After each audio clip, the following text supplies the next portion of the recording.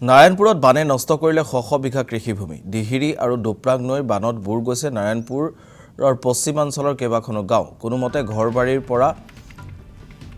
পানী ওলালেও আঁতৰা নাই কৃষিভূমিৰ পৰা ইফালে পিছলা নৈ বাঢ়নি পানীয়ে ভোগপুৰ অঞ্চলত বিস্তৰ ক্ষতিসাধন কৰিছে পানী শুকালেও কঠিয়াৰ অভাৱত পুনৰ ৰুব পৰা নাই কৃষিভূমি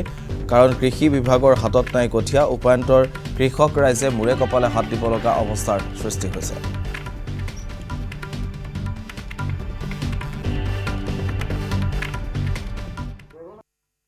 আমাৰ নাই বুলি ক'লে বহুত কৈছে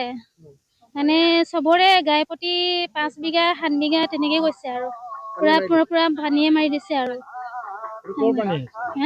এইটো নাজানো এনএছপিচি খুলিছে বুলি কৈছে ওপৰ পাহাৰৰ পৰা আহিছে নে বৰষুণৰ পানী ক'ৰ পানী আহিছে আমি নাজানো তাৰ পিছলা নদীৰ পানী পুৰা বাঢ়িছে আৰু বাঢ়ি পুৰা মাৰি দিছে আৰু এতিয়া নাই আৰু কি হ'ব নাজানো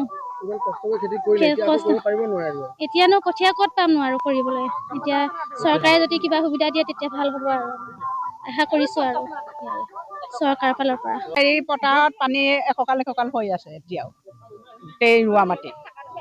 বগা হৈ আছে পানী